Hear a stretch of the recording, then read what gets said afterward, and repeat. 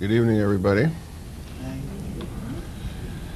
Last time we met, we began discussing the major symbolic access code of Jewish mysticism, and that is the idea of the sefirot, or the manifestations, or powers, or emanations of the divine personality according to the major work of the Jewish mystics in the Middle Ages, the Zohar, as well as everybody else in later medieval Jewish mysticism up until the present.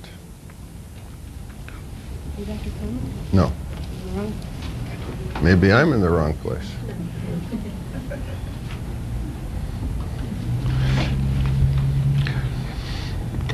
And we began to discuss last time the relationship between the Ein Sof, God, as God is in essence, and the sefirot, the manifestations of the divine.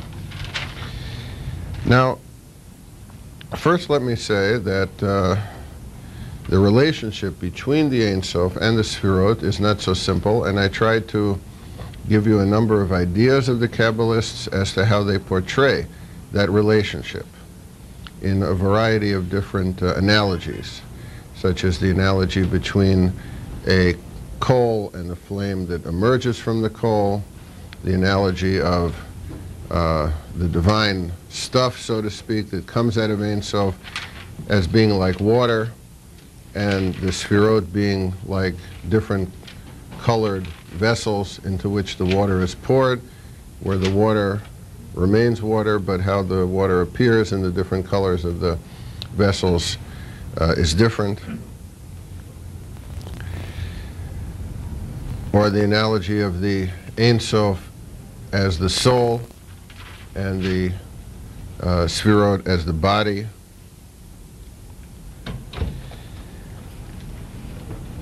But what we did not discuss, and what I want to begin tonight discussing, or to tonight begin discussing,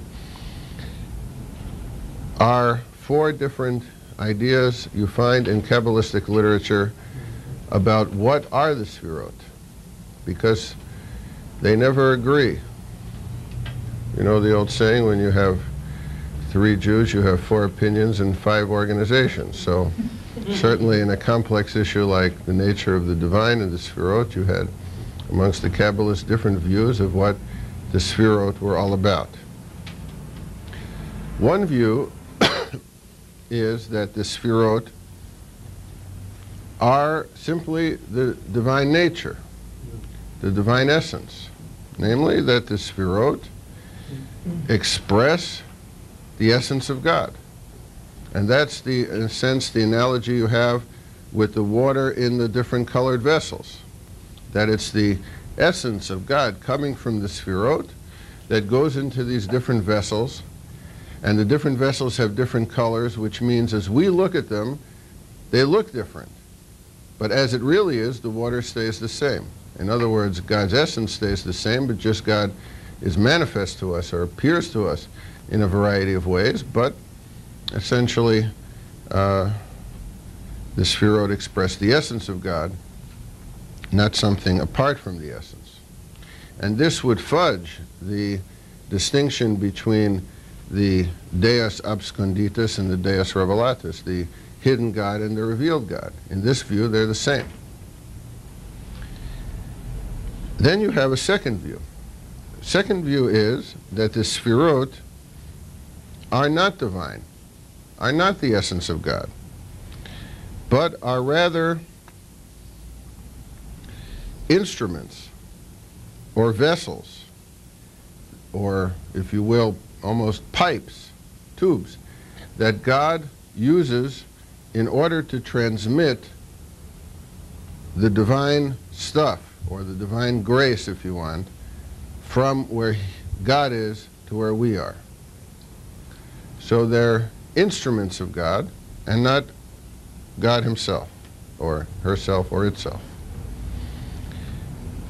And third idea is the idea that the sefirot express the bridging of the gap between God, who is very transcendent, and us. In other words, it's a way of bringing God closer to us. It's a way of bridging the gap between God, who is infinite, and we who are finite. And this idea, the Kabbalists, it seems, took from the Neoplatonic philosophers. The Neoplatonic philosophers had this idea that of what in English is called emanation. In Hebrew it's called atzilut. And let me give you the analogy in terms of the Ein Sof and the Sfirot. It's a rather bizarre analogy, but you'll get the point, I think. Think about Welch's concentrated grape juice. That's Ein Sof. So up here is Ein Sof, Welch's concentrated, 100% concentrated grape juice. And here we are, and that's pure spirituality, pure divinity, 100% God. Not even like ivory soap, 99 and 44, 100%. This is 100%. Pure divinity. Down here, somewhere, actually probably down around the 3rd floor, is our world, which is materiality.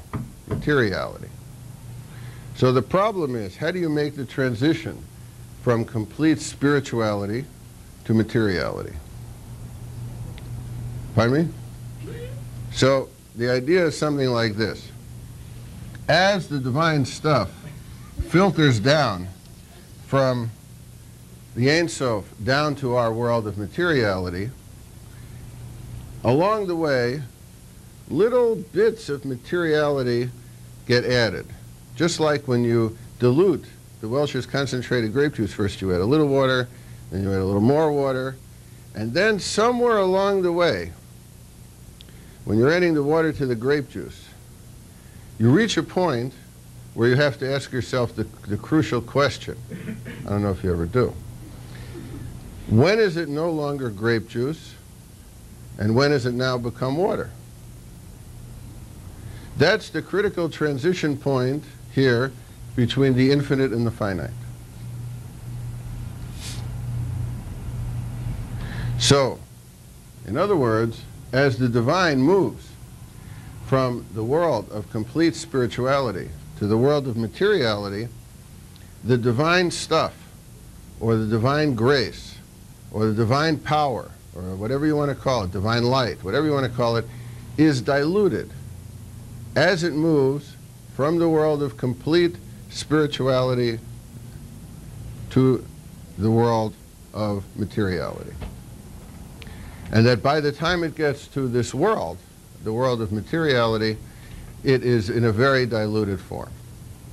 Put another way, the divine presence, or the presence of God, or the power of God, or the grace of God, that is present in our world is not the Welch's concentrated grape juice version. It's the diluted version. It's a diluted version of the divine power. Now, this is one of the ways the Jewish mystics used to try to explain how you make the transition from the infinite to the finite. Remember, that was one of the big agenda items of the Zohar. And their answer is the Neoplatonic scheme, which is the scheme of emanation. Namely, as the divine emanates down from the world of pure divinity to the world of materiality, it gets diluted. And so by the time it gets to us, it's in a diluted form. And you have this critical point where you have the transition where it's no longer complete divinity, but it's no longer complete materiality. It's no longer grape juice, but it's not yet water.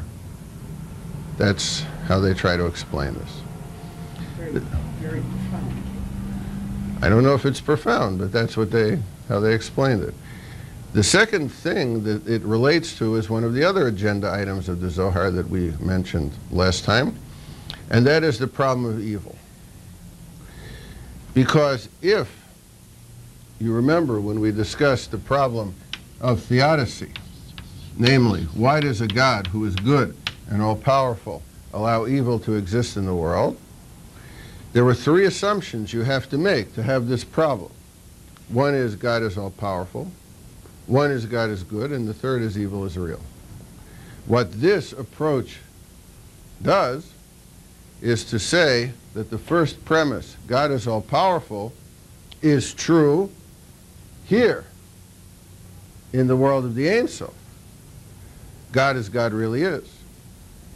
But that by the time the divine power comes down to our world, it's in such a diluted form that the divine power, or grace, or whatever you want to call it, as it exists in our world, is already diluted. In other words, God is not all-powerful in our world, because our world is a world which has materiality, and therefore by the time the divine percolates down to our world, it's already in a diluted form, in a weakened form. And therefore, God, in essence, or in Ein Sof, is all-powerful, but God, as God is present in the world, operates in the world, is not all-powerful. Yes, please. You speak here of the gap between the divine and the human, and in the reading about Rev. Prague, he also recognizes the gap. But if I recall correctly, a couple of lectures ago, you said the gap is maybe only apparent and not real. Right, according to some. Again, by trying to integrate things? Or what? No, what you're trying to do is you're trying to put together two different views, which you both have in the mystical schools, but they don't fit together. Yes, you do have some that say, here, we have God is here, we're here. There's a gap, we have the problem, how to bridge the gap.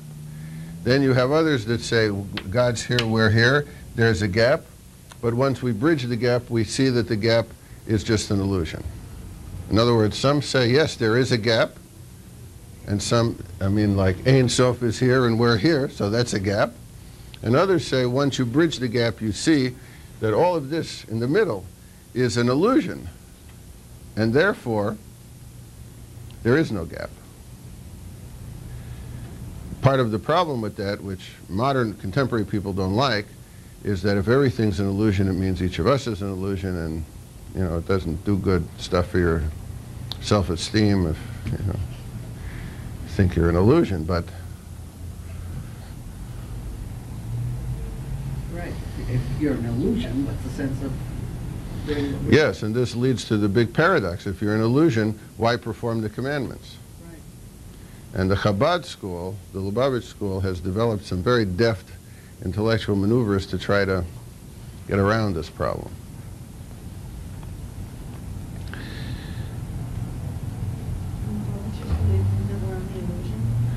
I don't want to say what the Lubavitchers believe. I'm just saying what the teachings of Lubavitch Hasidism are. Whether Lubavitchers know anything about it or practice it is another business.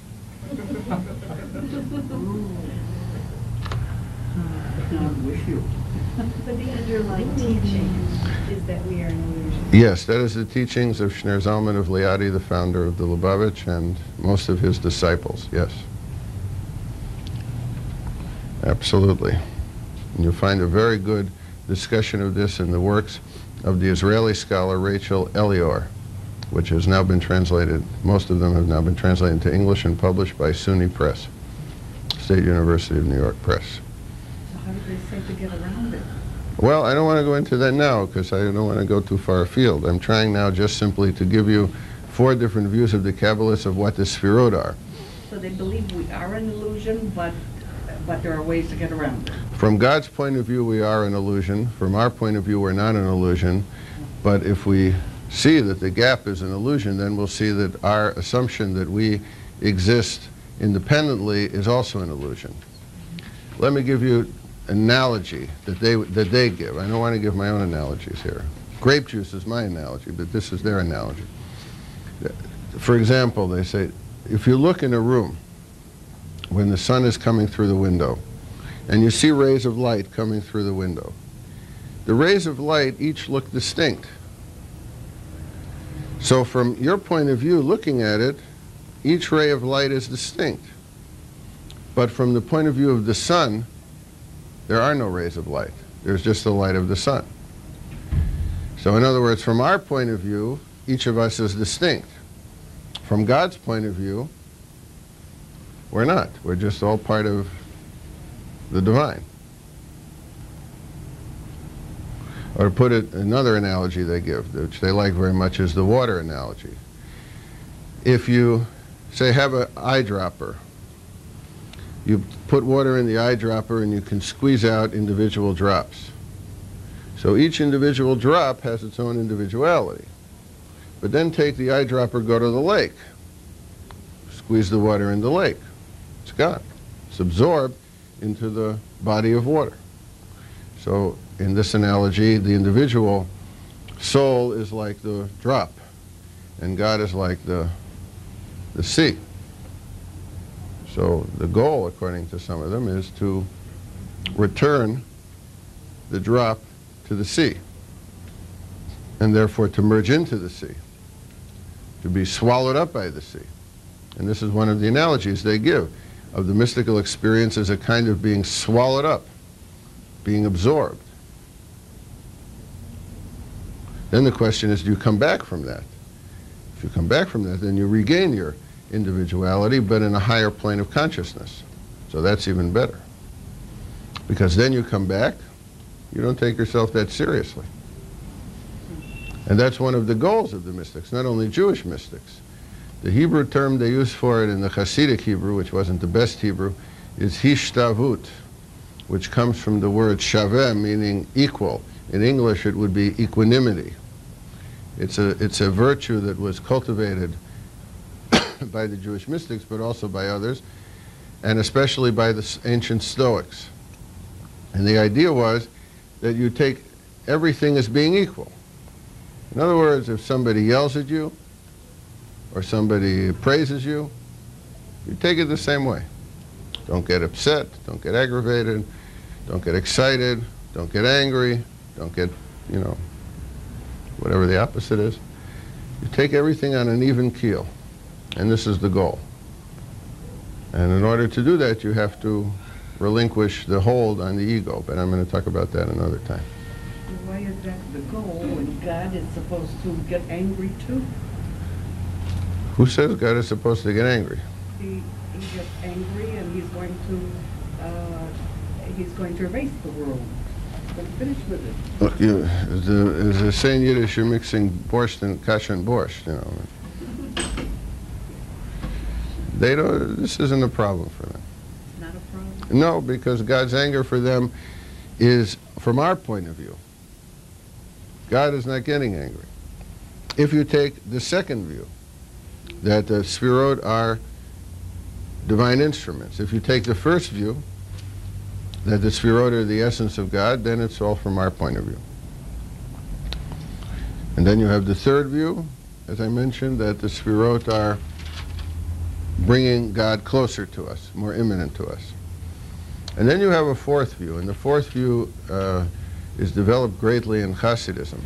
It's found earlier, but developed greatly in Hasidism, and that is that you have a parallelism between the Sfirot, which represent the different parts of the divine personality, so to speak, and our personality. And therefore, that the process that happens within the Sfirot, say God moving from being just to merciful or something like this, is a process that happens psychologically within us. In other words, that our goal psychologically is to move from the lower Sfirot up to Ein Sof. So that have a sort of backwards process of emanation where we experience within ourselves the same kinds of processes that are going on within God. So that's the goal in the concept of the divinity. That's the goal, to move from the lower skill to the higher skill? Yes, like if you look at Kabbalistic prayer books, you move from the lower Sfirot up to the higher Sfirot. And what kind of acts were you? I'm going to get to acts when we discuss methods later on. But remember what is on the top, on the top is the Ein Sof. Ein Sof is ayin, which means nothing, no thing. But Ein Sof, as I mentioned to you, ayin is also in Hebrew ani, which is I. In other words, it's the divesting of the self and the realization of the self. So it's reaching the highest form of consciousness.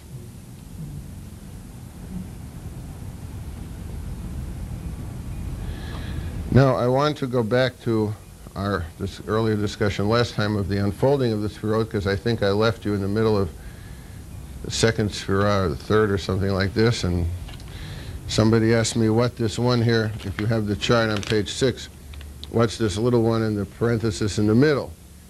Dea, so I have to explain what that is.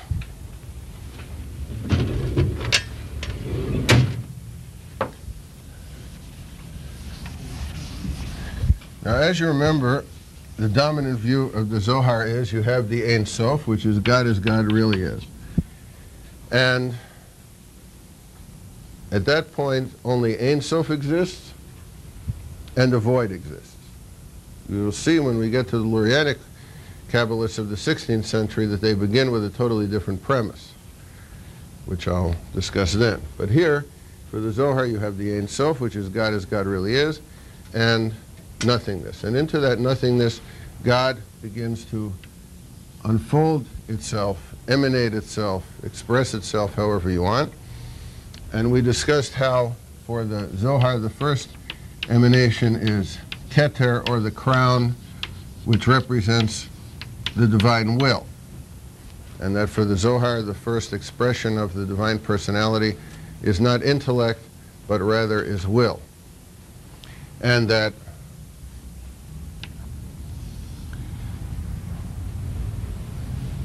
as we'll see, each of the Sefirot takes on one of three aspects, either a male aspect, a female aspect, or a neuter aspect. And Keter is the beginning of the neuter aspects. Then we have the beginning of the unfolding of the intellectual features of the divine personality. And you have Chachma, which I am translating differently than mostly everybody else, as knowledge. And this is the beginning of the unfolding of the male emanations. We discussed that. And then from there you have Binah, which is the beginning of the unfolding of the female emanations, or wisdom. Now, you always end up with 10 emanations because 10 in Greek thought was considered the perfect number. And because in a very early Kabbalistic text called the Sefer Yetzirah, the Book of Creation, you already have the idea that God creates the world with the 10 Sefirot. The term Sefirot is already used there, and there it probably means number, 10 cardinal numbers. It's strange that in Hebrew, the root, safar, which amongst other things means numbers, has three meanings. One is to count, lispor. One is to tell, lisaper. And you know what the other one is? It's bizarre. The same root? Right. No? Sapphire. No? No, in verbs. On verbs. No, it's a bizarre idea, but in Hebrew you have many bizarre ideas. Lihisaper, to take a haircut. Lihistaper, sorry. That's in the Hitpael, to take a haircut. Same root, but who knows. Anyway, you see in this, so you need 10. And according to some, Keter is tied in with Ein Sof, so it's not counted as one of the Sefirot. So some of the systems added a 10th. And this 10th is this little one I added here called Dea, or awareness. Pardon me? I don't remember who exactly. We probably don't even know. But what's important is what it represents. Namely, whoever added it felt that a person can have knowledge, meaning they know things, they have a lot of data. And they can have wisdom, meaning they know what to do with what they know. But unless they also have the quality of awareness, unless they're aware of what's going on, unless they have consciousness, then it doesn't matter that they have knowledge, and even that they have wisdom and knowledge together, but that they need this third thing. And someone asked before about the Lubavitch movement. This is where the Lubavitch movement gets its name, because in Hebrew the Lubavitch is Chabad, and Chabad is the abbreviation for Chachma, Bina, and Deya. And that's where Chabad comes from. Of course, the opponents of the Chabad, the Satmar Hasidim, say Chabad is an abbreviation for three not so nice words. Chamor. You know what the three not so nice words are? Chamor b'li dat. Chamor b'li dat means stupid ass. Stupid ass. Okay. Yes. You said that most people don't translate Chokmah. No, they usually translate it as wisdom, but I really think it means here knowledge. What would they translate the female thing as? Would they put the male thing in Greek? Some are translated as in here, which I crossed out understanding, which is not bad. What about sense? Sense is already too modern. Too modern. Too American, common sense. It's not Tom Paine, this is the Zohar, you know. Common sense is where? Common sense isn't necessarily awareness. I wouldn't say that. Now typically implies the kind of wisdom that one gets after living life a long time. Where? That's Which? the general understanding. That's the general connotation. Where? Of what? Now. Wisdom. Right. No, not necessarily here. You can have it when you're younger.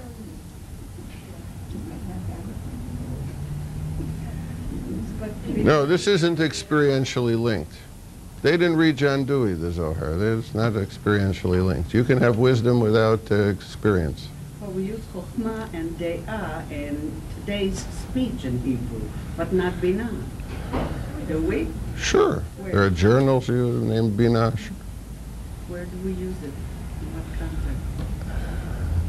So that would be like You use it, but who cares what they use in Israel today? That's not real Hebrew, as you all know. I think it is. You think what they speak in Israel today is Hebrew? Well, Come on. it's a combination just like any language is. No, it's a bastardized language. Come on. All of them are. English begins as a bastardized language, so we're fine. You know, we have no excuse. But Hebrew became a bastardized language. Every language is that way. It could have, you know, remained pure, tried. And died. No, it wouldn't have died. No, if they listened to Eliezer ben, I don't want to get into that, you know. But I'll give you an example. Eliezer ben Yehuda was one of the founders of modern Hebrew. Tried so hard to find legitimate Hebrew words that are the equivalent of new things. So, for example, when he came to pajamas, he said, what is pajamas? Pajamas are, he said in Hebrew, bigdei laila, the clothes of the night. Yes. He tried it. So now come the Israelis, pajama. Pajama. So what kind of language is this, pajama? Well, there They have plenty of good words they could have used. are international words. Ibn Tibbon racked his brain to translate Jewish philosophy from Arabic into Hebrew. Came up with brilliant ideas, brilliant words. Now they just take anything that falls off the truck. Words are so powerful too. And as the language gets older, it's supposed to get more refined. Hebrew is the opposite. But let's not, don't start me about modern Hebrew, you know. Keeps changing. We have to talk about this, though. But remember what Mark Twain said, don't confuse change with progress. Right. But if it doesn't change, it's stagnant. is good change and bad change. It doesn't necessarily mean because it changes it's good. It's good. Right, I agree. Wait till the Russians get finished with Hebrew in Israel. You won't even recognize it. Okay, what about Hesed and Ra? Yes, glad you asked. So then after we discuss this, and I'm adding this, because this is a very important feature, there you have the three intellectual components. Then we discussed Bina, who is the upper mother, right? Remember we discussed that, gives birth to the 7 lower emanations. And I discussed with you the Siamese twins, right? No, Yeah. I don't remember. No? I don't Yes, I remember. did. Tiferet and Malchut.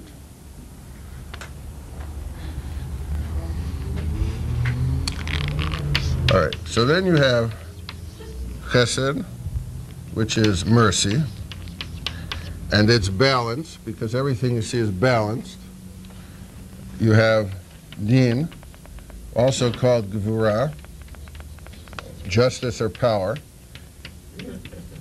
And here it might strike you as a little strange, because it strikes most people as a little strange, that justice and power are identified as female qualities of the divine, while mercy and love are identified as male qualities of the divine. Mercy and greatness. Pardon me? Mercy and greatness. You said mercy. No, mercy and love, I said. This is justice and power. I didn't say greatness yet. Dean is defined as female? Yes. And if you want the color combinations, red and white.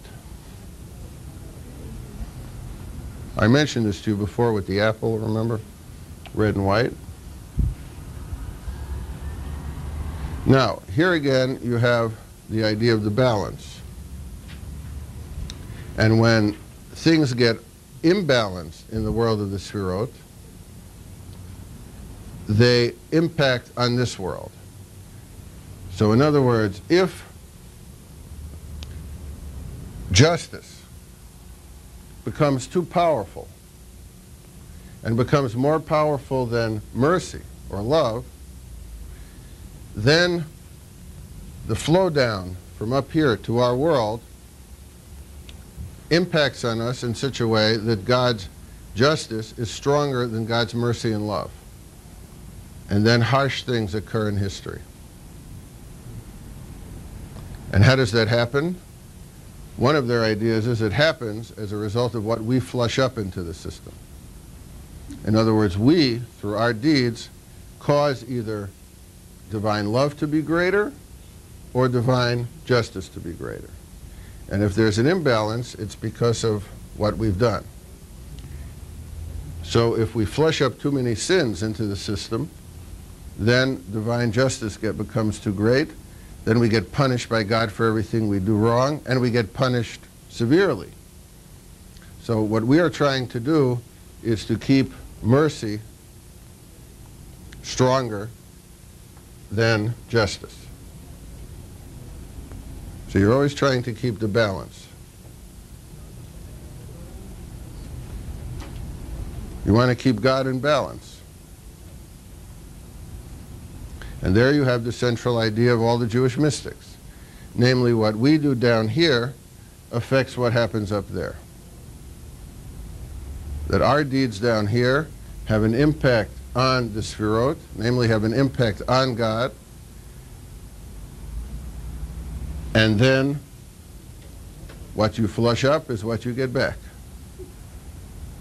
In other words, what you put into the system ultimately affects us down here. So you picture the relationship of the Sefirot as tubes, or channels, or pipes.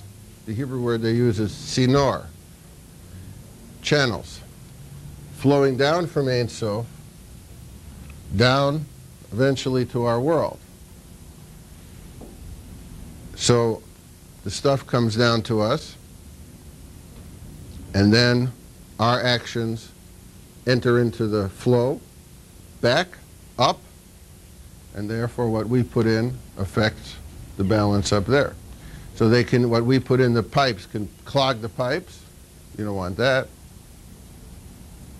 They didn't have Drano then. And what we put into the system can imbalance the Sfirot. And once there's an imbalance, especially if it's a bad imbalance, we're in trouble. So in a way, in this view, the disposition of God is really in our hands. So again, this is a very different view than the misconception we discussed a few weeks ago, that the mystics had no view of ethics, or mysticism was a kind of social escapism. Here you have the opposite. The opposite being that the individual is not only responsible for him or herself, not only responsible for his or her own society, but is responsible for the disposition of God. So that doesn't show an all-powerful God, if he can be checked. I think I said that already. Yes. The second paragraph of Shema is the real simplistic one-to-one Right. punishment. Yes. It seems that this, in a way, is really an elaboration, a collectivization of the exact same thought. Did the thinkers tie those two concepts together? I mean, in other words, in both the concept is that you get back what you do, but the Shema makes it a simple one-to-one ratio, and this one makes it a little more complicated. A lot more complicated. No, I don't think they tie them together, not as far as I know. Let me give you an example of how they tie this together with something you'd never think of. You find it in Jewish legal codes. Now, in men's clothes, you have a double-breasted suit. What goes over what? The left goes over the right. The left goes over the right. Women's is the opposite. Women's is the opposite. What about Hasidic men? No, the right always goes over The right always goes over the left. The right always goes over the left. Why? Because it came from Because Hester Europe. goes over, is supposed to be over Gevurah. Right. Because In the other right words, is mercy, supposed to be- right, mercy is supposed to be stronger. Well, they always start out on the right foot, too. Yes. When you dance or whatever. That's right. Mercy is supposed to be strong. Yes. They're supposed to be balanced. They're supposed to be balanced, but if they're not balanced, it's better to have mercy stronger. What you don't want is to have justice stronger. Then you're in trouble. Now, here again is their, so here you see a number of their responses to the other problem we raised, and that is the problem of evil. One is, why is there evil in the world? Well, we did it. In other words, we did bad things, flushed it up into the system, caused the imbalance. Now, remember the first premise, the second premise of the problem of theodicy. God is good. Here, they say, yes, God is good, but within the divine attribute of justice and power, there is a potential for evil within God. And the Sitra Achara, which I mentioned to you, the other side, the demonic side, that comes out of this emanation, of the emanation of power. The Zohar, of course, did not read the works of the great British statesman Lord Acton. You all know what Lord Acton said. And absolute power corrupts absolutely, right. So once you have power, you have the possibility of misusing the power. So what the Zohar's position is that God is not evil. God is good, but that evil is yet potentially within God, and that evil is brought from potentiality to actuality by our deeds. In the Lurianic system, you'll see a whole other view. But here the idea is that evil does not exist within the divine, actually, but potentially. And it can be moved from potentiality to actuality by human deeds. Again, putting tremendous responsibility on the individual human being. Because in this view, every time we commit a sin, it adds to the power of the other side, the Sitra Achara. Every time we do a virtue, it strengthens the balance of the Sfirot, and therefore diminishes the power of the other side. Yep. Is this to tell us that any one thing in excess is no good? No. Not to tell us that. Too much mercy? Too much mercy is no good too, yes. I know you said anything. You want to give a specific Any example? one of these items? Too much wisdom? No, the idea isn't too much. The idea is if there isn't a balance. For example, you have a child. You love the child. So you never want to punish the child. So the child goes out and becomes a hoodlum because you don't have justice. You don't restrain the child. So the idea here is really polarity and balance.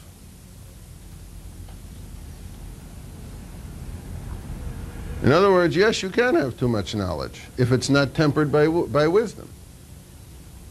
You can have knowledge, say, to make an atomic bomb. So you make an atomic bomb, you blow up the whole city. If it's not tempered... Knowledge is no good. Yes, but you said anything. No, I meant these. Of these, yes. That's absolutely true. That's why they have this idea of the balance. Then you have the other of the sfirot, which you have on the chart.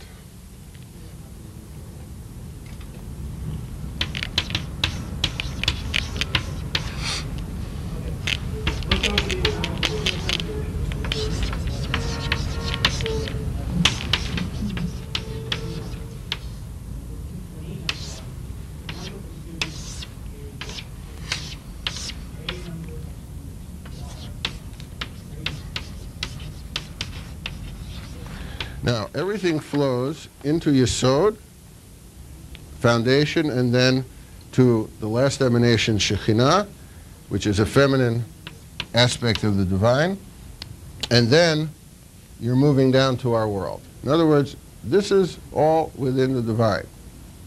You haven't yet gotten down to our world. And according to some Kabbalistic systems, between this and us, there are either, depending on which systems you use, 3 or 4 worlds, so that when you talk about the flow down of the grape juice from Ein Sof through these 10 sfirot and then down through 3 or 4 more worlds, then by the time it gets to our world, it's extremely diluted. And therefore the divine power is extremely weak. Now, you remember that I mentioned to you in the beginning of the discussion that the Zohar, yes, please. Pardon me? What are the 3 or 4 other worlds? Oh. Third world you're talking about? Pardon me? No, not that third world, no. Well, you have the Olam HaYetzira, Ha'atzilut, which is the world of emanation. And according to some, that's the Sfirot. According to others, it's a world below the Sfirot.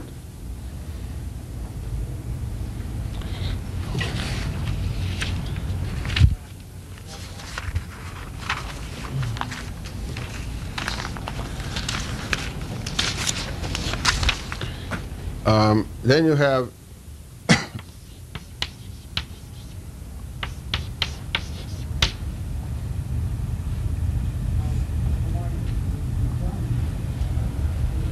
Where is the Malchut over there?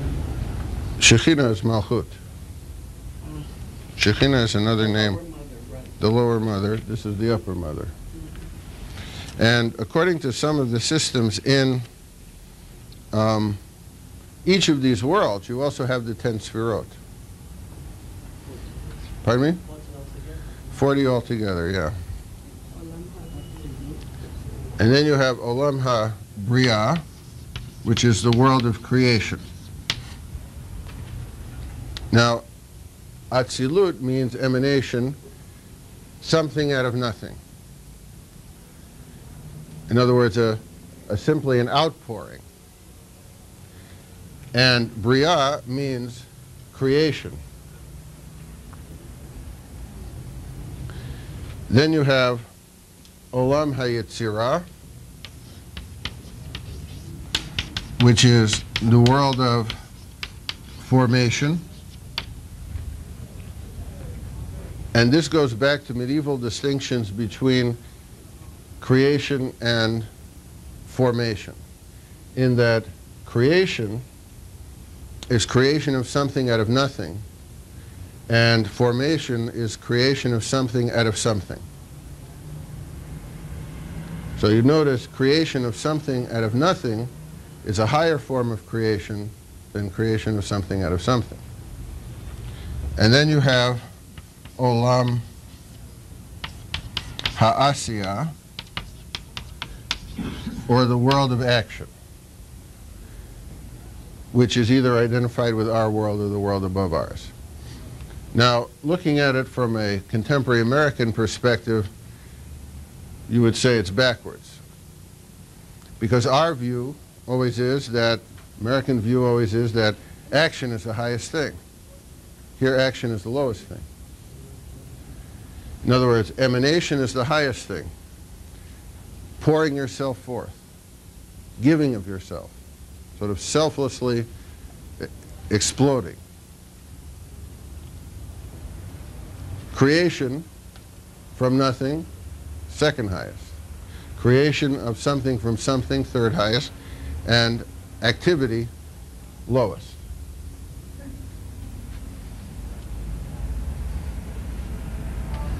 Or, to put it another way, moving from the most spiritual to the most physical. Because you can, for example, have creativity, these two, or this one, with a thought. But for action, you need something, concrete movement, bodily movement, material movement.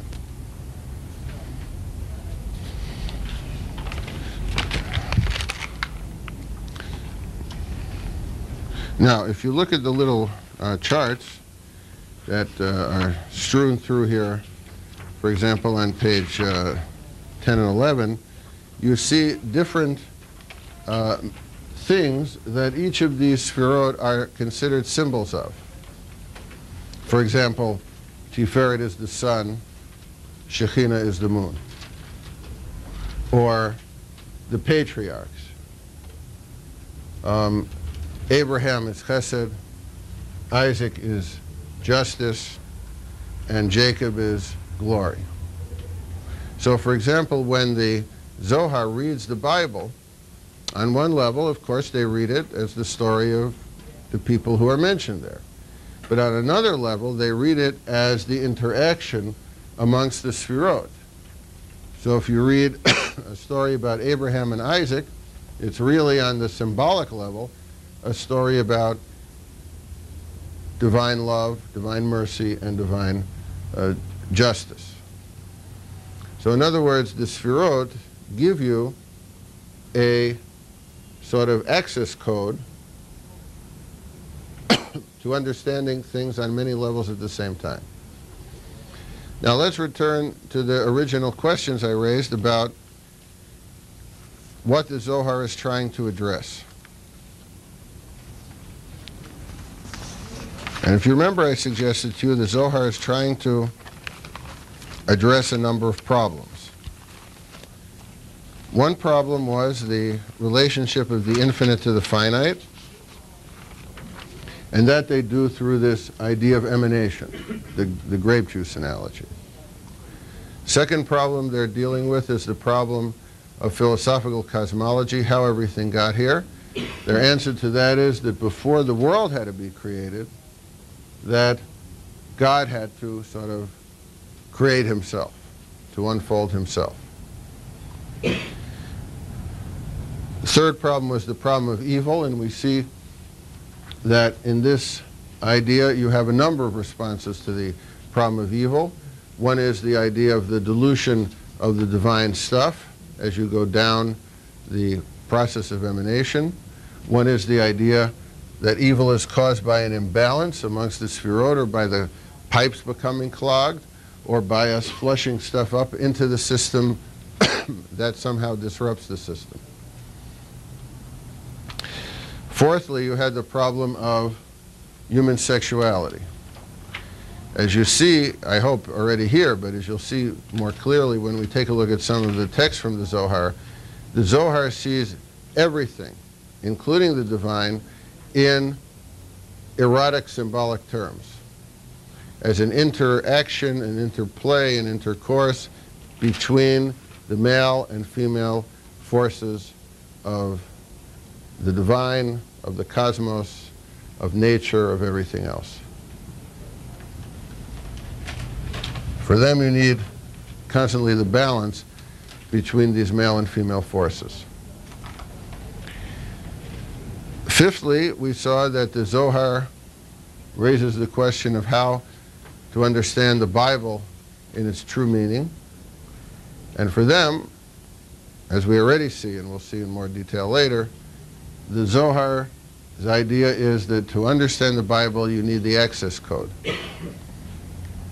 That the Bible is a book about human beings, but it's also a book about what's going on in the inner life of God. And the access code to know what's going on in the inner life of God is to understand the Sfirot, that system, and to understand what each of those Sfirot are symbols of and what is the relationship amongst the various Sfirot. Because that tells you what's going on within the divine. And then finally, we saw that the Zohar tries to address what was apparently perceived as a threat in its time, a threat of the division of the Jewish community of that time into various completely different theological camps. One, this view of God having a body, which we discussed, the other view of the Jewish philosophers that God can be talked about primarily in terms of negation, which we discussed, and thirdly, the idea that God is somehow a combination of different powers or attributes. What the author of the Zohar does is to try to, in a sense, combine these three ideas into one to come up with a new idea of the nature of God, which probably didn't satisfy any of these three groups, but left us with a completely new idea of God. The idea of the philosophers, you have sort of expressed in a more extreme form in the Zohar's idea of the Ein Sof. God as complete negation without any relation to us and being completely beyond our comprehension or apprehension. The view of the earlier Kabbalists, namely that God is a complex of the Sfirot. Now what about the idea of God as having a body? If you look at many of the configurations of the Sfirot, or charts of the Sfirot, as you have, didn't I put it in here? Page 8. Yeah. Page 8, you have the different Sfirot related to the different organs of the divine body.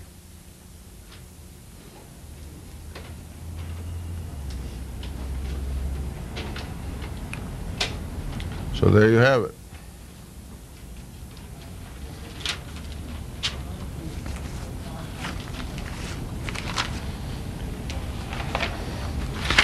Okay? So that in a nutshell is it. Of course, it's much more than a nutshell. But. It's very complex and I can't understand. It does. I just can't follow it, the whole thing. Well, after we go through a few of the texts, it'll be clearer. But I'm giving you the basic outline here, and as I mentioned, there are different systems, so it's much more complicated than I'm presenting it as. But as we look at some of the texts, it'll become clearer. It's like learning a new language. You have to sort of pick up the vocabulary and the symbolic system before you really understand it. So I wouldn't expect that you would understand it at first blush. Please. There are little marks right next to the figures on the left side. It almost like Morse code.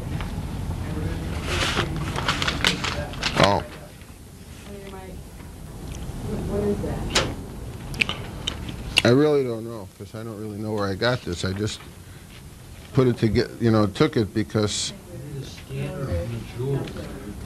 No, it's not a scanner from Jewel.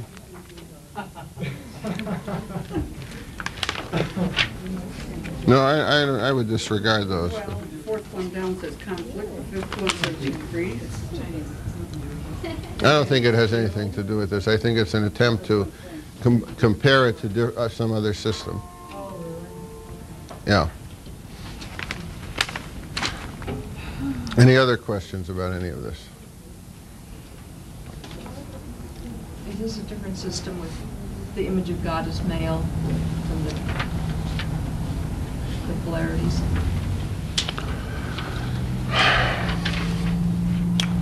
Well, they always use the male image. But within the male image, they always use female symbols. So what can I tell you? And in some of the Kabbalistic texts, the male emanations turn into female and the female turn into male. There's a kind of fluidity going on there.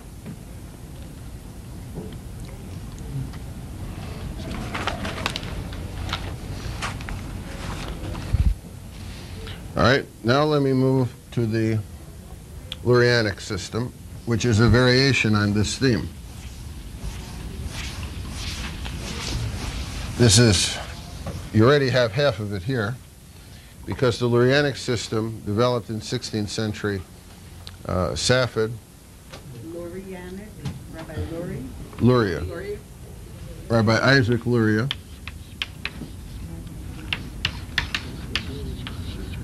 Known in Hebrew by his acronym, the Ari, the lion. You want to call him HaKodesh, call him HaKodesh. You don't feel that that should be his name? Look, every rabbi in America today takes all kinds of titles, so they're all the holy ones, they're all, I remember in the beginning of the 20th century, they brought this poor rabbi from Lithuania, Jacob Joseph, and they made him chief rabbi of New York. So they figured they needed a chief rabbi in New York. So as soon as he came to New York, every rabbi in New York was hanging up shingles outside, chief rabbi of New York. Because they figured, why should he be chief rabbi of New York? I should also be chief rabbi of New York. Then there was a rabbi at that time in Hoboken, New Jersey. And he published a book. And in the book he says, I am the chief rabbi of Hoboken, New Jersey. And in Hebrew you say, and its sister cities. Means the little cities around it. Uvnoteha, the daughter cities. So somebody asked him, what's the daughter cities? He says, New York and Philadelphia. So, you want to call him Luria the Holy One, call him the Holy One. But everybody... There must have been lots of people who called him the Holy One. Not in those days. But it went down as... No, I'm saying, today, people use these titles very freely. Then, there were very few called the Holy One. Very few. But he must have had a great following, have come down with that title. Yes, he had a great following, and he had great reverence, and very few people had this title then. But I'm just saying that now, all of these titles are overused. So I would rather, make it even. Not use it for him. The abbreviation is Rabbi Yitzchak, Rabbi Isaac, but to make it into a word, an olive was, pardon me? The divine Rabbi Yitzchak, Elohi. But they needed to find a word that spelt that meant something, so they made him Ari is a lion, so they made him into a lion, Whether he ever saw a lion in his life, I don't know, They liked all this stuff, hyperbole in those days. Now, Luria lived in the 16th century, and he believed simply that he was explaining what the Zohar had to say. but he came up with a different idea. In the Zohar is a phrase in Aramaic, Leit atar pnuye mine. There is no place absent of God. In other words, God is everywhere. Now, you remember that the Zohar begins with Ein Sof and nothing, right?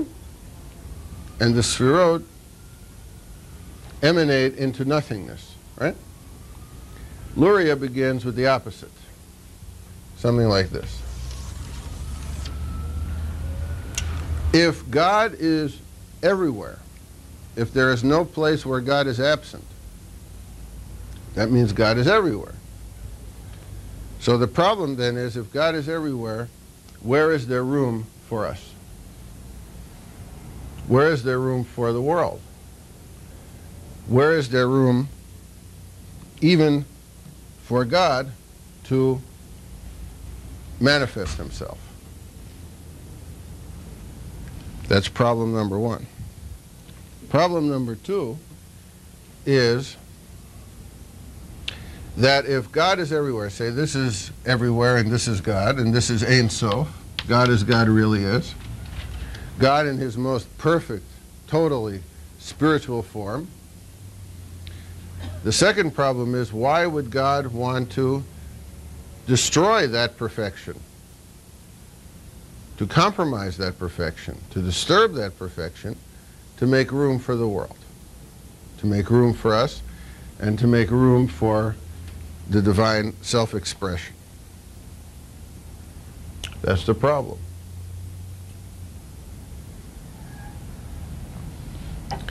Now here's their idea. The idea is that God, Ein Sof, retreats into itself,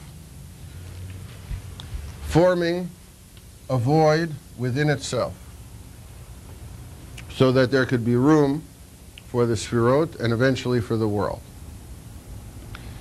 In other words, God, and this in Lurianic Hebrew is called tzimtzum, or contraction. God contracts into itself in order to allow for there to be room to express itself and eventually for there to be a world. In other words, God, for whatever reason, destroys, in a sense, the divine perfection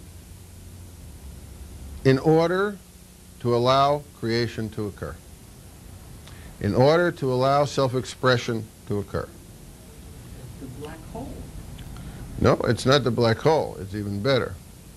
It's even better because here you have the germ of the Lurianic view of creativity and evil, which is that in the process of creation is already built in the process of destruction.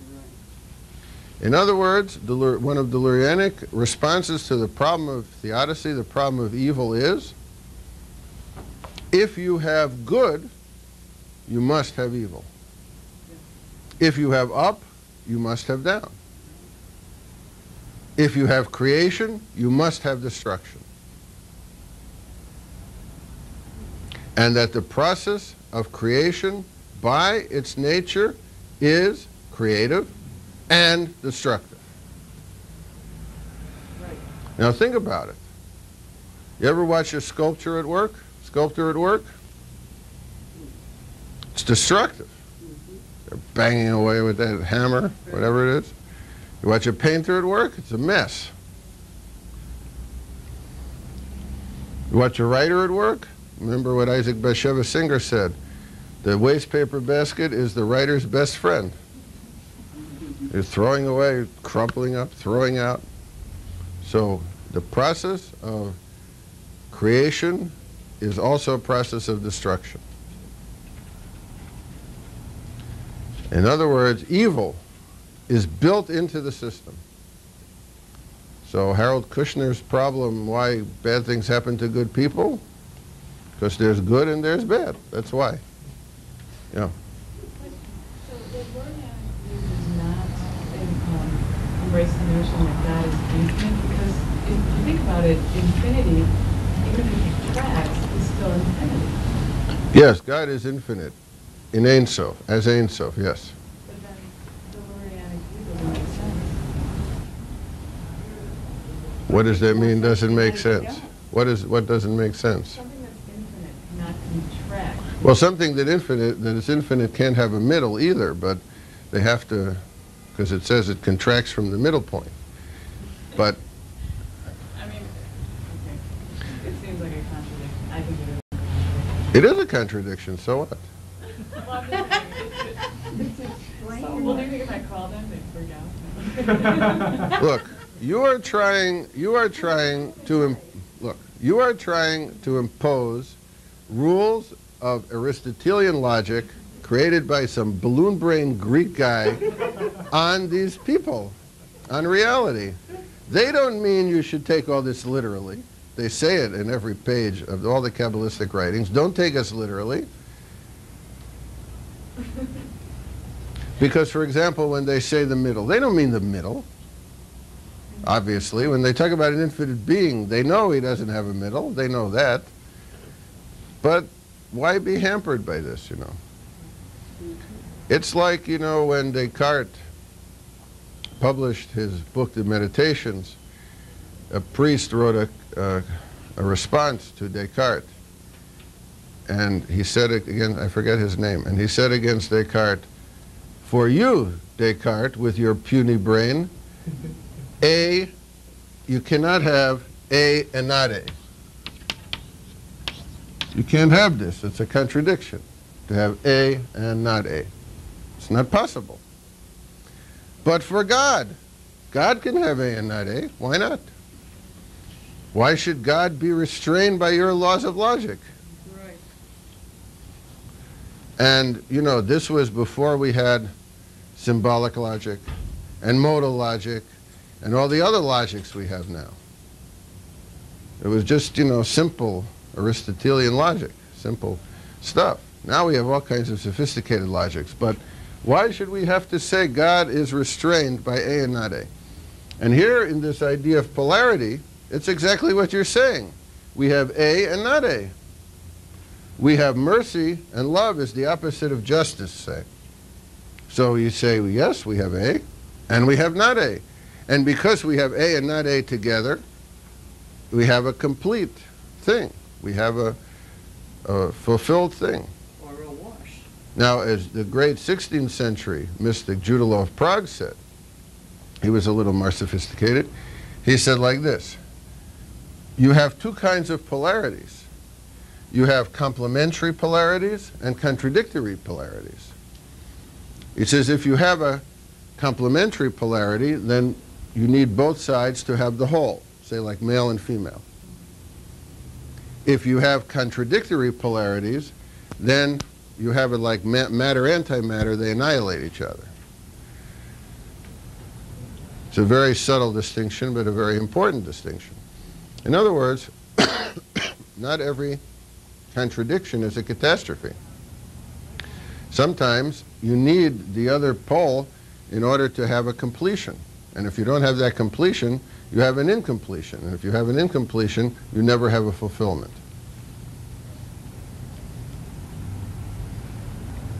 And he went even one step further, two centuries before Hegel, and said you also have the synthesis. That the only way to deal with two contradictory opposites is that somehow they can come together in some kind of synthesis. You have complementary, they complement each other, you don't need a synthesis. But for contradictory opposites, he said you need a synthesis. And everybody says Hegel invented this idea. You know, the thesis, antithesis, synthesis. If he had read Judah of Prague, he would have been saved a lot of trouble. Now I'll tell you another secret. You won't find that idea in Hegel, thesis, antithesis, synthesis. Everybody ascribes it to Hegel, but I don't think you'll find it there. After Hegel, Schelling maybe, but I don't think you'll find it in Hegel.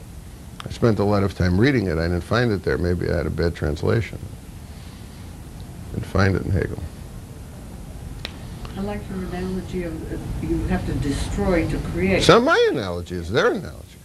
Well, I don't know where I heard it. Sometime watch a birth, you'll see this creation is a very destructive process. And you have to break an egg to make an omelet. Yes, exactly. That's the Lurianic system in a nutshell. You can't make an omelet without breaking the eggs. So, in other words, God has to sort of compromise it himself, destroy it, his own pristine perfection, in order to allow for the world to come into being. Yeah, please. Maybe I missed something here, but I don't know, and I know why he came up with a theory to explain something, but why would God want to retreat from this perfection, this infinite into himself, to break away and create? Is it the nature of God? Is that what they're saying? One view is it's the nature of God, right? One view is that it's a kind of natural process. And some analogize it to inhalation and exhalation. And some combine some of the meditative techniques of these guys with this idea of the divine contraction. And, well, I haven't gotten to the exhalation yet. I'm still in the inhalation. Okay, So that's the inhalation of divine contraction. yes. So is there a concept or notion in mysticism that talks about like a rhythm? If you're talking about like Yeah, sure. In other words, a rhythm of the world, kind of Or- like an inherent rhythm of life, the a rhythm, yes. I'm still in the inhalation, you know. You can't inhale for too long, so I better move. So God pulls into itself, and then he emanates back into this empty space, and eventually you have the emanations, the worlds, and eventually our world. But it's of course not so simple. Because for the Lurianic view, the light or the divine stuff comes into the spherot, which they call the vessels, and the light coming back in other words, the inhalation, is so strong as it enters the vessels that the vessels break. And the sparks from the vessels of light, the sparks of divinity, are shot all over the place. God tries to pour all of himself out? Or? No, not all of himself, just a little bit of himself. And this is called, in the Lurianic system, the Shvirat HaKelim, or the breaking of the vessels.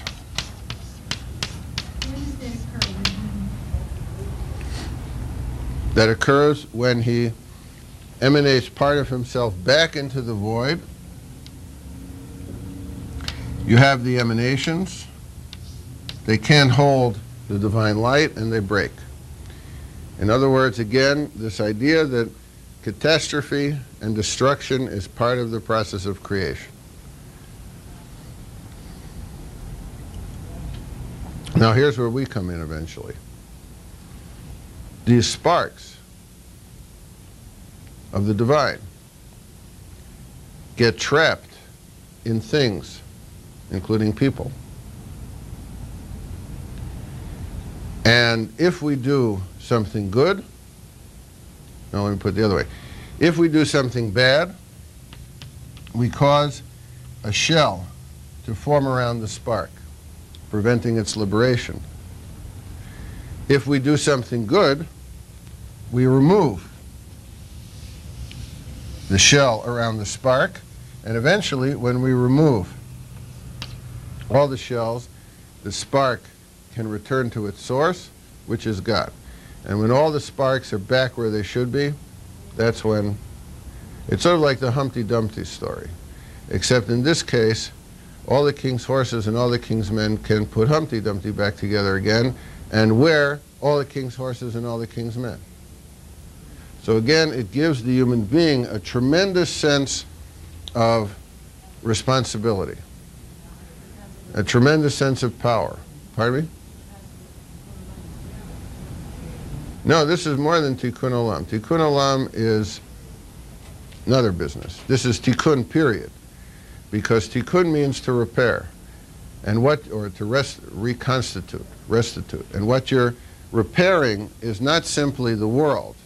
Tikkun olam is a rabbinic phrase. This is tikkun, meaning you repair not only the world, but you also repair the divine. Because the sparks are sparks of God, according to one system. And there's another system, but I don't want to get into that right now. And so when you put all the sparks together, you sort of put God's presence in the world back together again. And there you have a rather unusual idea, meaning that in that sense, we redeem God as well as God redeems us.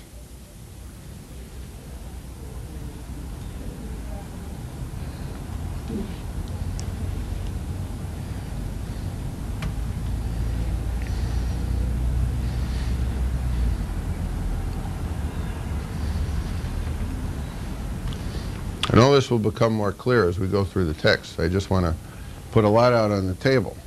And this is the simplest way to express this. It's really much more complex than I'm making it. It sounds very complex as it is. I know, that's why I'm not getting into all the complexities, but I just want you to get the general overview and also to see the difference between the Zohar's approach and the Lurianic approach. Because Luria thought it was the same approach, but it obviously isn't.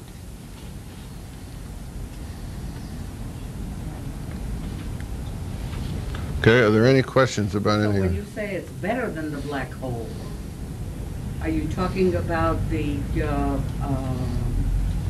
sparks of God? Is that what you're talking I about? want to compare it to black holes, you know.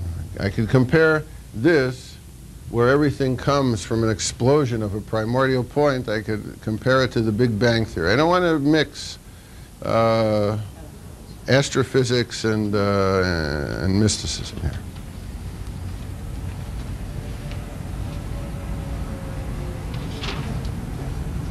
Are there any other questions about any of this? Are there no questions because it's so clear, or because you're like the fourth son in the Seder and don't know how to ask the question? We're stunned. You're stunned. Well, we'll take a look at some of these texts later and it'll become clear. So right now we'll take a little break, maybe 10 minutes, and then we'll take a look at some of these texts, and then I think it'll start coming into focus and you'll be even more stunned. Really? Zohar, and here I think you'll see an idea of how all of this symbolism and access codes work in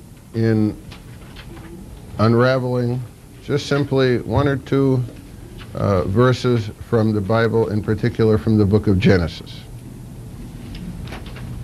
Please. Quick question. In this example with the withdrawal of the divine for creation, Right. is it a one-time occurrence or is it a continual? It's both.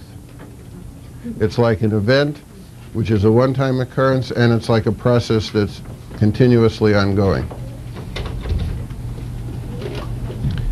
And again, you know, it's like the Sfirot, it's also viewed by them as something that occurs within the human sphere, within the psychological sphere. So for example, I have a colleague who calls me up all the time and tells me he can never get anything done because he's trying to do too many things. You may know some people like this. None of you know any people like this? Yeah. So I tell him, you know, tzimtzum, you have to contract.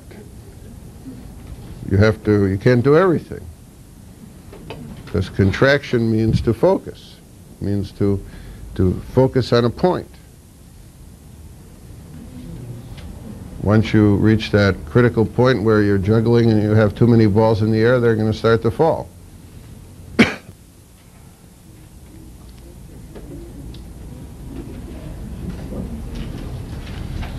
All right. Anybody like to volunteer to read? Creation of man. Please. Rabbi Simeon then rose and spoke. In meditating, I perceived that when God was about to create man, then above and below all creatures commenced to tremble. The course of the sixth day was unfolding when at last the divine decision was made. Then there blazed forth the source of all lights and opened up the gate of the east, from where the light flows. The light which had been bestowed on it at the beginning, the south came forth in full glory, and the south took hold upon the east. The east took hold upon the north, and the north awakened, and opening forth called loud to the west, that he should come to him. Then the west traveled up into the north, and came together with it. And after that the south took hold unto the west, and the north and the south surrounded the garden, being its fences. Then the east drew near to the west, and the west was gladdened, and it said, Let us make man in our image, after our likeness, to embrace like us the four quarters, the higher and the lower. Thereupon were east and west united and produced man. Therefore had our sages said that man arose from the site of the temple. Okay, so as Tom Sawyer said to Huckleberry Finn, what do that mean, Huck? What's going on here? Any of you have any idea what's going on here? The biblical verse that this is a commentary to is the one they quote. And in Hebrew it's Na'aseh Adam B'Tzalmenu Kidmutenu. God says, literally in Hebrew, in the first person plural, let us make the human being in our image, in our likeness. It's in the first person plural, Na'aseh, let us make, or shall we make. And the obvious question is, who's us? So, in the Talmud they already addressed this question, and they say, well, God was discussing it with the angels. That's the us. In many of the Christian exegetes, it was God was discussing it, the Father was discussing it with the Christ, with the Son. The Zohar takes a completely different view. The Zohar sees it as an interaction amongst the Sfirot. The creation of the human being as coming about through an interaction amongst the Sfirot. And here's what's going on. Rabbi Simon, this is Rabbi Shimon Bar Yochai, the reputed author of the Zohar, says in meditating, in other words, he got this through contemplation,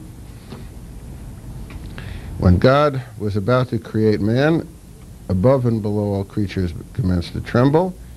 The course of the sixth day was unfolding. That's the day in which the human being is created, when at last the divine decision was made to create, the divine decision to create the human being. Now they tell you how it happened. There blazed forth from the source of all lights. The source of all lights could be Ein Sof, could be Keter, could be Bina.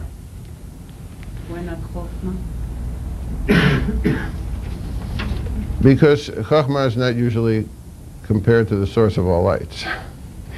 That's not part of the code. And open the gates of the east. Now each of the Sfirot has a directional sign. So Chesed is south, Din is north. Now remember I mentioned to you before that all the potentiality of evil comes out of the Din, the divine justice.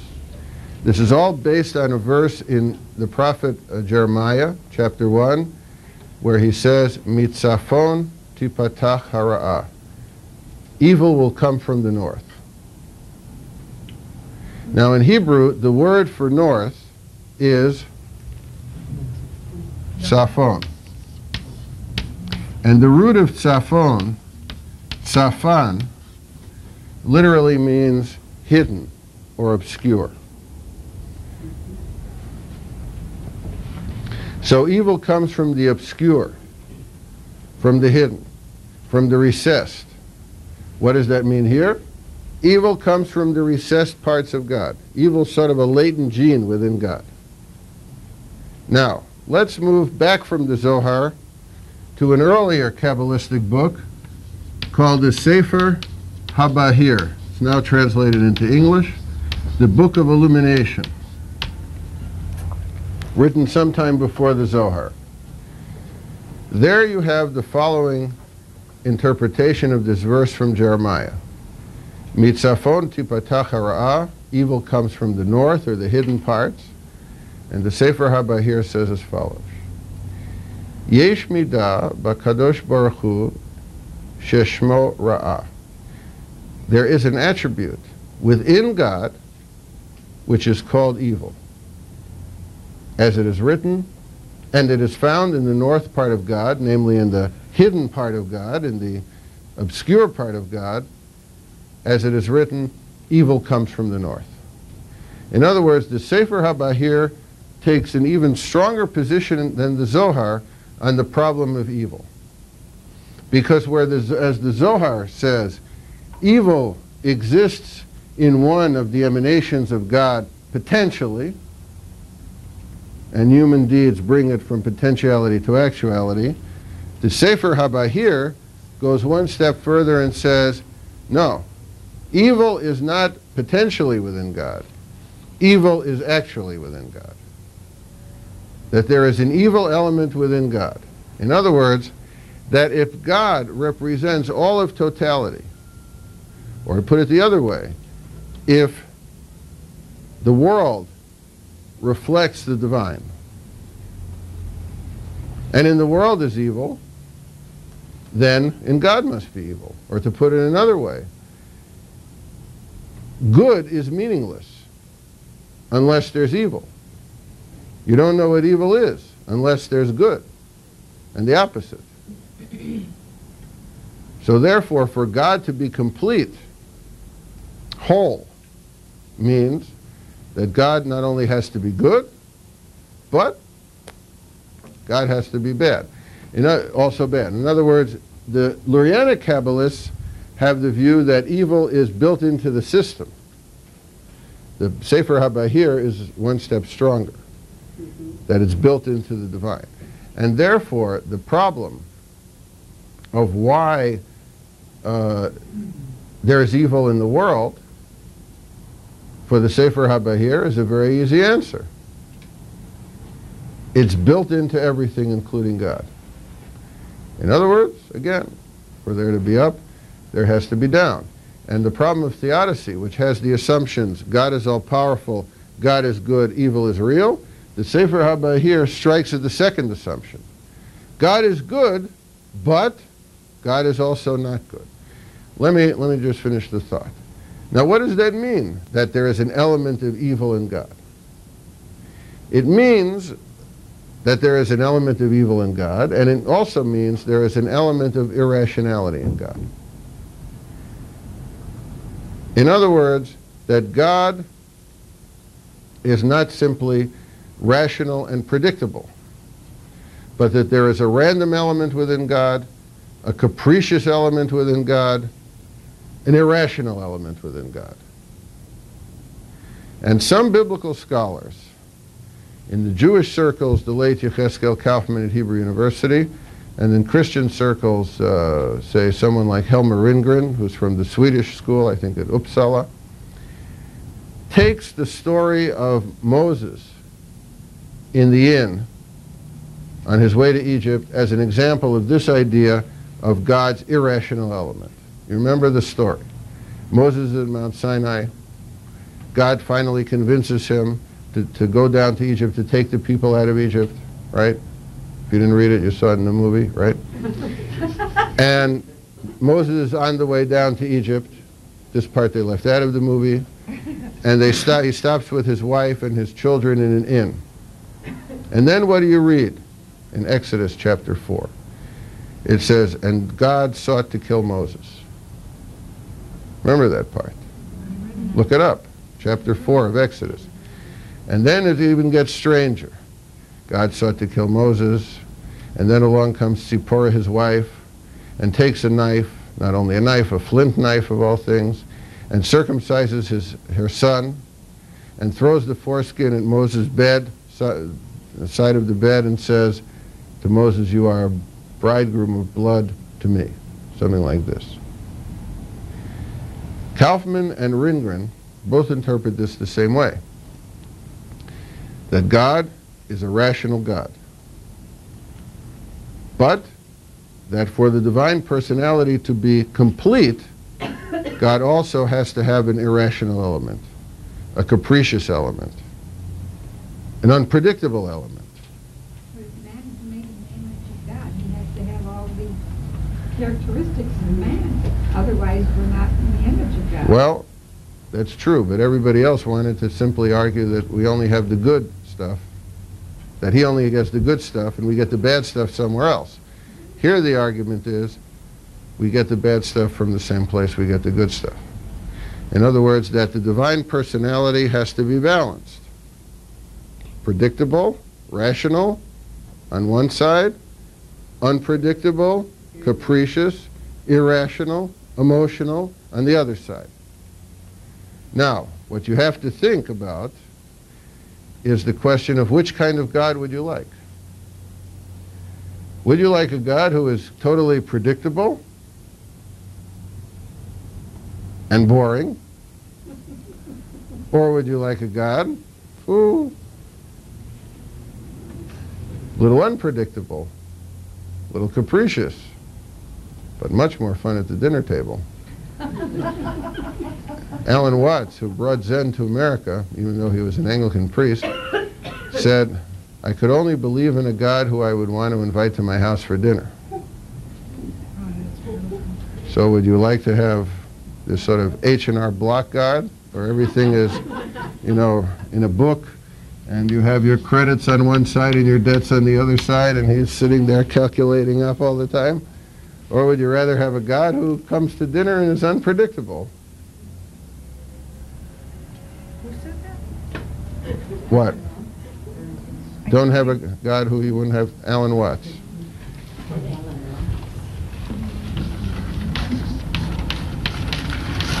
You know, he lived many years up here in Evanston. He was connected with Seabury Western Seminary, which is across the street from Northwestern. Very interesting guy. A little strange, but very interesting guy. Yes, please. I must confess I'm a little unhappy that it's from the feminine side. The dark side, the potential for evil. also from the left side. That's right. It's on the feminine side. Yes. Well, you can, you know. There are different degrees, aren't there? Pardon me? Like you can say on the left side, you can say all the way to evil to just passive, like the feminine is passive. Well, this isn't passive, that's for sure. I'm just giving it to you as they said it. I'm not making any value judgments or trying to make them into feminists. You know. Well, I mean, yeah, I mean, it's just kind of interesting. I'm a woman, so I'm a little upset, but I'm not overly upset. But these ideas were made by a man. Were made by a What man, else would he yeah. respond? What else would he say? Yes, right. Then put the woman on the wrong side. But what you were saying. Would you expect a man to say that men are merciful and women are strong and just? Don't knock these guys too much. No, I'm not. I'm just saying that. I'm just making an observation. And plus, you just said the Sephora and then the whole thing about Lilith. I mean, these are all kind of. I mean, Lilith is a spooky character. It's sort of like a Lilith sort of a thing. Well, now we'll see Lilith in this text. The In this male said that women are strong and powerful just to appease the women. You want to play Freudian? Never read this stuff in the first place. They weren't even allowed to. You want to play? Sold it to the women. You want to? Didn't And tell we them bought anything. Look, don't project our value system on them. This is, 700 years ago, at least. I was wondering if the Bahir predated and was known to the Rambam, who said that evil wasn't real, and if so, how he dealt with the Bahir. I don't think he knew it, because I don't recall anywhere where he mentions it. I think it was written after him. But I'll tell you, in 1969, I published in an article, which actually was the first scholarly article published on Elie Wiesel, this quote that I just quoted to you from Sefer HaBahir, and I got letters from people telling me I made it up. They couldn't believe it, that such a quote existed. But believe me, you can look it up. It's in English now. wasn't then, and expresses this idea.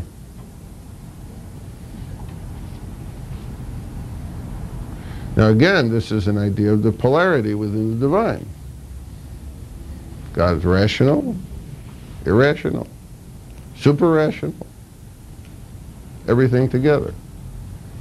So in the same vein, where they say in the creation that everything was null and void, there has to be the opposite of that. Everything was not void. What was there? I don't know. Okay. So, the light, so this is the north. Yes. And then you have Tiferet, which is the east, and Shekhinah, which is the west.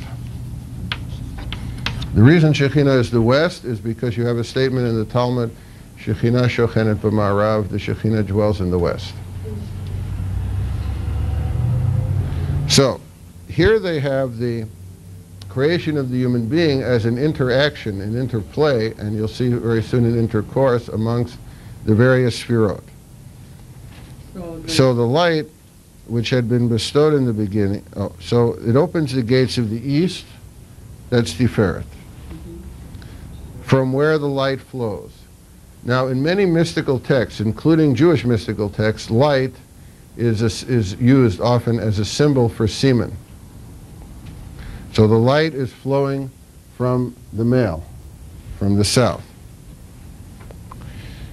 The south gives forth in full glory, and the south takes hold on the east. The two male emanations come together. Tiferet is a male emanation, even though it's in the middle. The two male emanations come together.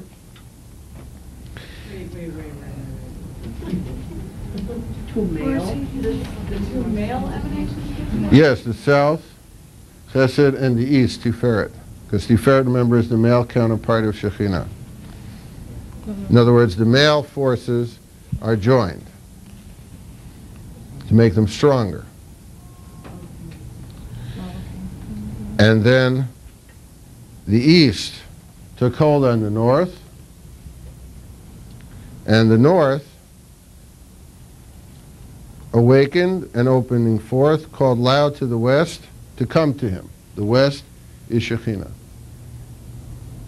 So now you have these four emanations, two male and two female, involved in the creation of man, of the first human being. In other words, when it says, shall we let us make man in our image, that's the Sphirot talking to one another. And that the human being is a combination of these four powers, or four divine attributes. In this text, it says, called loud to the west, the Shekhinah, that he should come to... Don't pay attention to that. No. Then the east. East is Tiferet. Drew near to the west, Shekhinah. And the west was gladdened. Gladdened is a euphemism for sexual relations. And it said, in other words, and Tiferet said, let us make man in our image after our likeness. Who is he saying it to? Shekhinah.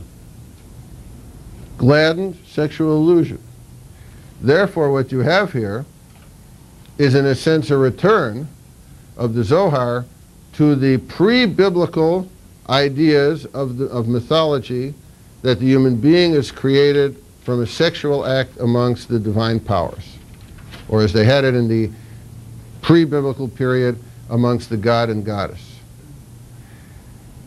If you look at creation myths from all over the world, you have different ideas of how the world comes into being and how the first human being is created.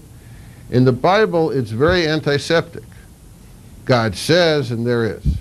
You have a word floating around, and then all of a sudden the thing pops up. Here, you have it as a result of a sexual relation between the two divine powers, Tiferet and Shekhinah, together with the help of their two buddies here, Chesed and and Gvura. Well, there's an interesting difference here, though. For example, a couple of the creation myths that the biblical story is responding to, the world is created by sexual relations between the gods and the goddesses, but humans are created by a god, a male god, taking dirt and the blood of another god and mixing it, Right. forming the human. So, and they're violent. Yep. So that while this is a sexual creation of humans, the violence is eliminated. Right. Well, you know, Jews aren't into violence. At least they weren't then. You know that story about World War I and the yeshiva boys? No? They have a World War I, so they're going to the yeshivas in Russia to recruit yeshiva boys to fight in the Tsar's army. So they take these group of yeshiva boys and they take them to basic training, and they find out that they're the best marksmen in the Tsar's army. For some reason, the boys in this yeshiva are very good shooters, very good marksmen. So they put them in, it's a trench war, they put them in the front row, in the trenches, and the Russian captain is there, and the Germans are charging, and the Russian captain says to the boys, "Fire!" Nobody shoots. So he yells again, "Fire!" Nobody shoots. So he yells at them, "You dirty Jews, what the hell's the matter with you? Fire the goddamn guns!" Nobody fires. So the Russian captain goes up to one of the yeshiva boys and he says, "Why don't you fire? Here comes the enemy." And he says, "Oh, we can't shoot, there are people in the way."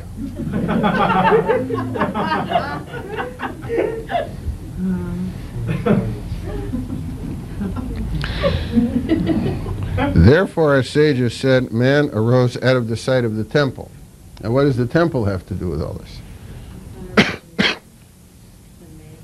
That's the center of creation, that's the navel, that's right. In other words, you have a very ancient Jewish legend that Adam was created at the site of the temple. Now, what's the site of the temple? The belief was that the temple, let me put it another way. If you look at medieval maps, if you look at maps made in the Middle Ages, you'll notice that the land of Israel is in the center of the map, and Jerusalem is in the center of the land of Israel. In other words, the idea that Jerusalem is in the center of the world. It's an older Jewish tradition before medieval Christian maps that the temple was built in the center of the world. And that the place the temple was built is on a mountain called Mount Tabor. And the Talmud already makes a play on words, that the word Tabor relates to the Hebrew word, spelt though a different way than Tabor, Tavor, which means navel. In other words, that the temple is built on the navel of the world, the belly button of the world. That's the spot where Adam was created, as if to say the placenta comes out of the divine world into the human world. And in many traditions, you have the idea that the temple stands in the center of the world, and center is not meant in a geographical sense. It's meant in the sense of, like we say in English, central, most important, most significant, most holy. And it's the transition point between the holy realm, the sacred realm, the divine realm, and the earthly realm. Let me give you an example of this you may not have ever thought about. When you fly into Chicago, you see grids like this, right? You fly over Chicago, the whole city is north, south, east, west grids, right? You fly into Washington, D.C., what do you have? Circles. The whole city is circles. Why is Washington where it is?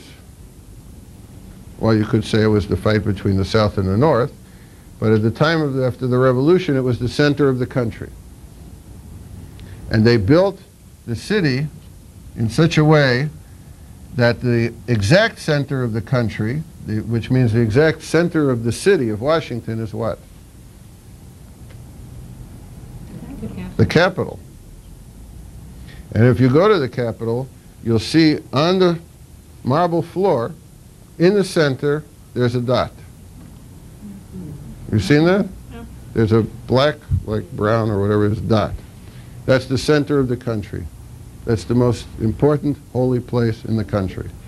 That's where the Torah comes from. In other words, that's where the laws are made.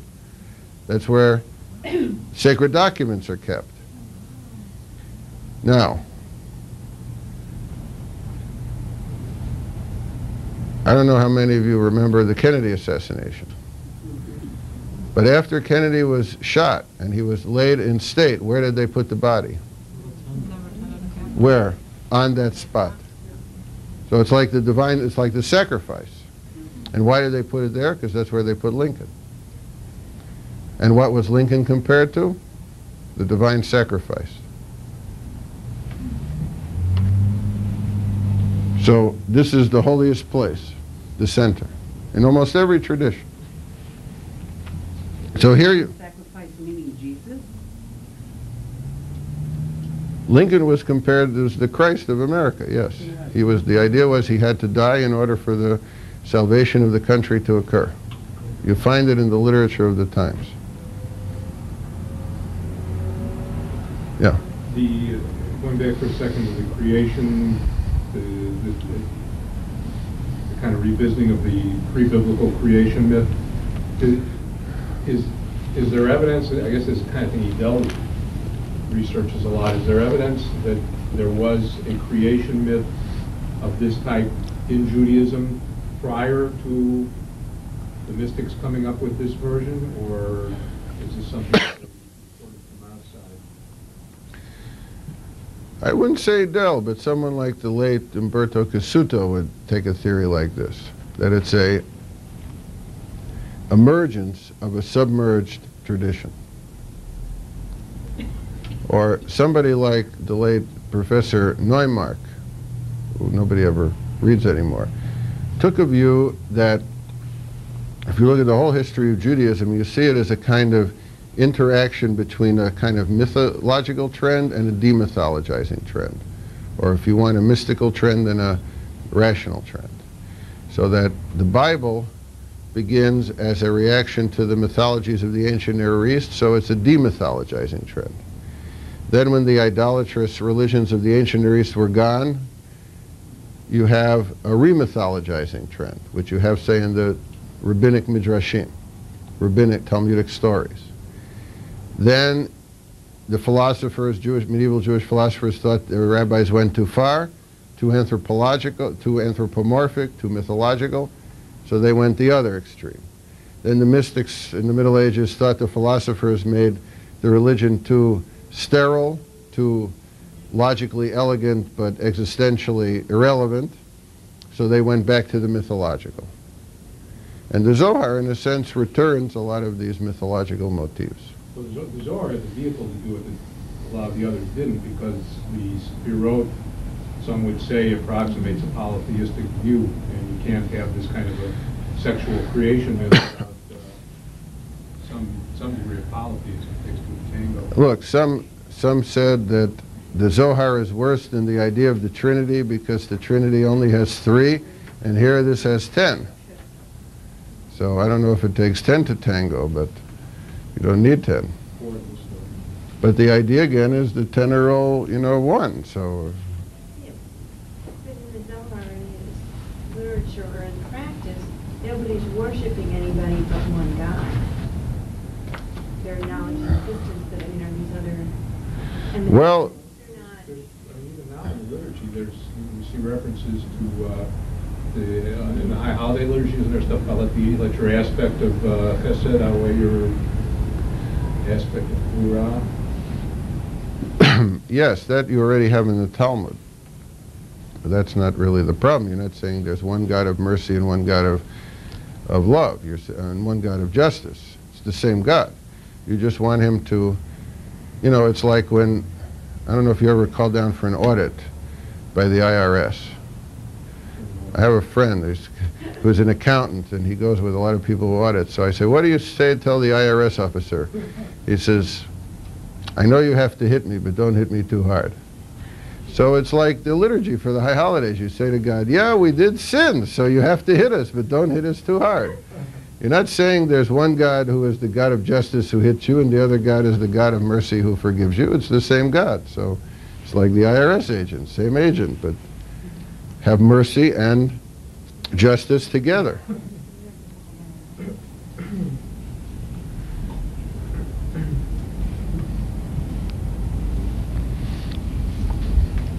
Okay, so that's why it says, our sages says, man arose from the site of the temple. Site of the temple is the site of the creation. Creation comes about from the interaction, interplay, intercourse of the Sfirot. All right, someone else like to read a little bit. Right. Moreover, we may regard the words, let us make man, as conveying this. To the lower beings who derive from the side of the upper world, God disclosed the secret of how to form the divine name Adam, in which is encompassed the upper and the lower, in the force of its three letters, Aleph, Dalet, and Mem final. When the three letters had come down below, there was perceived in their form complete the name Adam, to comprehend male and female. The female was fastened inside of the male, and God cast the male into a deep sleep, and he lay on the site of the temple. God then cut the female from him, and decked her as a bride, and led her to him, as it is written. And he took one of his sides, and closed up the place with flesh. In the ancient books, I have seen it said that here the word one means one woman, that is, the original Lilith, who lay with him, and from him conceived. But up to that time she was no help to him, as it is said, but for Adam there was not found a helpmeet for him. Adam then was the very last, for it was right that he should find the world complete when he made his appearance. Okay, so now they're returning to the verse again, let us make man. And then the question is, before we discussed in the first long paragraph, who is the let us? Now they're focusing on who is the man. Let us make man, who is man? And here again you have the multivalent action of the Zohar. Namely, on one level it's discussing the creation of the first human being, site of the temple and all this business. On another level, however, it's discussing the unfolding of the Sfirot. Let us make man, conveying this to the lower beings. That's us. But also disclose the secret of how to form the divine name Adam. In other words, that God has a secret name, which is Adam, which is encompassed the upper and lower in the force of the three letters Aleph, Dalet, Mem. So the name Adam in Hebrew is Aleph, Dalet, Mem.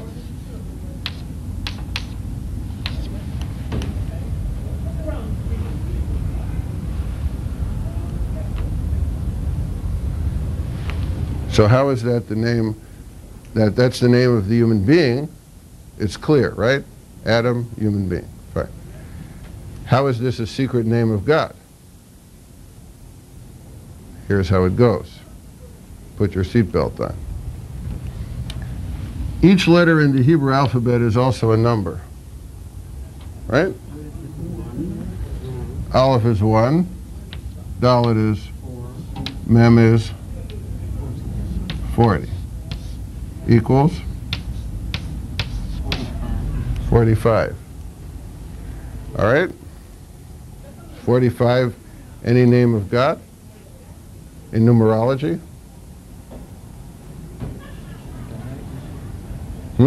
Shaddai. No, Shaddai is 314. Well, you're not going to guess, so let me let me fill you in.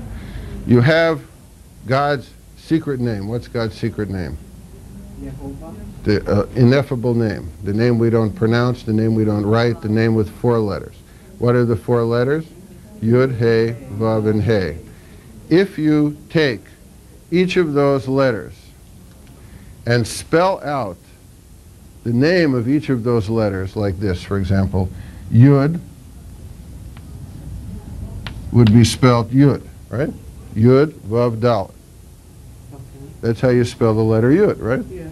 Like in English, R would be AR, right? So Yud is Yud, Vav, Dalet. Each letter has a numerical equivalent, right? It's 10 plus 6 plus 4, right? Equals 20. If you spell out the letters Yud, He, Vav, He, you should come to 45, which equals Adam, man.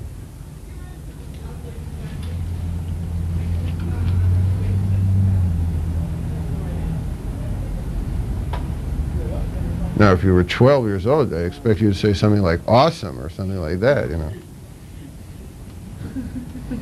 But that's what's going on here. When the 3 letters had come down, there was perceived in their form complete the name Adam, to comprehend male and female. In other words, the first male, the first human being, Adam, was not man. The first human being, Adam, was male and female together. Just like, because remember, the human creation parallels the unfolding of the Sefirot, where Tiferet and Shekhinah come out as one. Just like angels? No, not like angels. Angels is another business. Are angels male and female? Depends who you ask. The male was fastened to the side of the female was fastened to the side of the male. In other words, instead of having Adam fall asleep and have the rib get pulled out, and from that a woman's made, the idea here is that the first human being was male and female together, and that when God causes Adam, who is the male and female together, to fall asleep, God cuts out Tselah, which in Hebrew does not mean a rib, but a side. In other words, it's not that God takes an extraction of the rib from the man and from that makes the woman. It's that this original being, Adam, is male and female together, and God cuts them in 2 parts. And now each becomes an independent part. Now he has this tradition about Lilith, that before Eve, Adam had a first wife whose name was Lilith, who wasn't very helpful, and that's a whole other story, but she eventually becomes the queen of the demons. And I talked to you a few weeks ago about Lullaby and how you chase her away and everything else. Won't get into the story about Lilith now. Do any of her children from Adam get named? No. Just demons, demonic children. No, the children, she doesn't have children with Adam. It says here that she did. Who lay with him and from him conceived. Oh, these are demonic children, yeah. All right, now they drop to another verse. In chapter 2, in Genesis, no shrub of the field was yet on the earth. All right, someone like to read there? Please. Rabbi Simeon went on to say the allusion is to the magnificent trees which grew later, but as yet were minute. Adam and Eve, as we have said, were created side by side. Why not face to face? For the reason that heaven and earth were not yet in complete harmony. The Lord God had not caused it to rain upon the earth. When the lower union was rendered perfect, and Adam and Eve turned face to face, then was the upper union perfected. Okay, so here you have a number of important ideas. Why were the shrub of the field not on the earth? In other words, why weren't the plants growing? Why weren't the trees that grew later at that time small? Because Adam and Eve were created side by side. Since they were created side by side, say the male side was facing this way, the female side was facing that way, they were not created, therefore, face to face. And if they were not created face to face, they could not consummate a relationship. Side to side, wouldn't they both be looking forward or back? Well, I don't know, but one's looking this back to back, yeah. Sort of like Siamese twins. Yeah.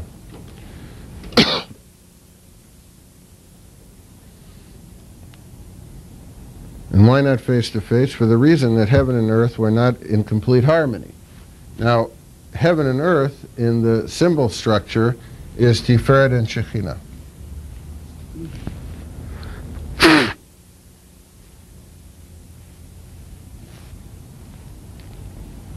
Why weren't they in complete harmony? Now they quote the verse, because the Lord God had not caused it to rain upon the earth. What's rain? Oh, you're good. And how do you accomplish that? First, the lower union was rendered perfect. And when that happens, Adam and Eve turned face to face, and then the upper union was rendered perfect. And here you have a very critical idea in the whole Jewish mystical tradition, that what happens below affects what happens above. In other words, the heaven and earth, meaning Tiferet and Shekhinah, meaning also heaven and earth, cannot come together until the powers below, the male and female, come together. So by Adam and Eve being split, then face to face, consummating their relationship, then Tiferet and Shekhinah then consummate their relationship, and then you have the flow.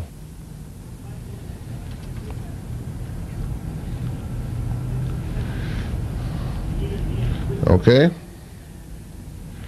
All right, now skip to the next page, because I just want to finish the bottom paragraph. Yeah. Do the Hasidim subscribe to this? What does subscribe mean? Do they subscribe to this? Do they believe in this? Well, as the late Mayor Daley would have said, ask them. I don't know what they believe. I mean, I can't. They were attacked. They were attacked in the 18th century by their opponents as being pornographers. So, if they were attacked for it, then the belief was that they believed in it. What? All right, I want to finish the last paragraph before you go, so that you'll get the whole picture. Someone like to read that? All right, go ahead. This we may know from the matter. No. Then there went up a mist on 33. 33. Yeah. Then there went up a mist from the earth to make up for the lack by watering the whole face of the ground. And the mist rising is the yearning of the female for the male. Yet another interpretation says that we take the word not from the first verse to use in the second with mist. And this means that God failed to send rain because a mist had not gone up. For from below must come the impulse to move the power above. All right, that's it.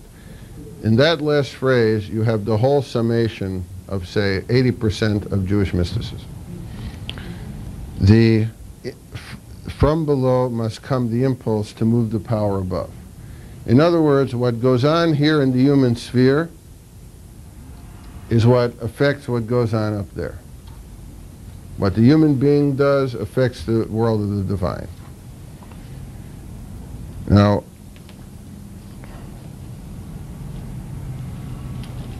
rain, we discussed what that is. Mist is, as you probably figured out, the opposite.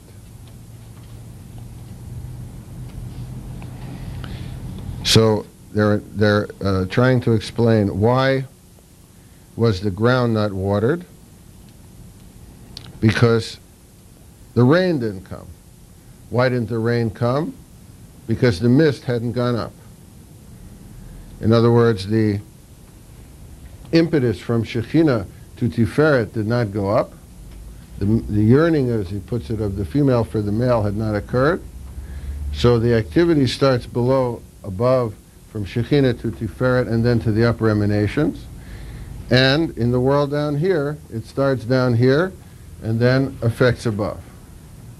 So you have again the idea of the centrality of human responsibility, the effect of human actions on the upper worlds, and expressed, I would say, in the most possibly blatant sexual metaphors one could imagine, but all within this symbolic structure of the Sefirot. And all as part of an attempt to give you the esoteric or hidden or secret meaning of the verses in the Bible, in this case in Genesis, as describing not simply what happens in our world, but also what happens in the secret, internal world of the divine. So it gives you not only a kind of human anthropology, it also gives you a kind of divine biography. And this phrase, the last one read, I would say, as I said already, sort of summarizes a great deal of Jewish mysticism, namely, what happens below affects what happens above.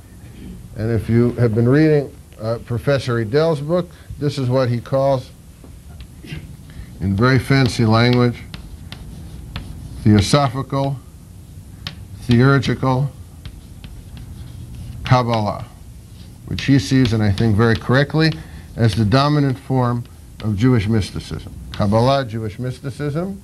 Theurgy means affecting what's above, and theosophy meaning knowing God.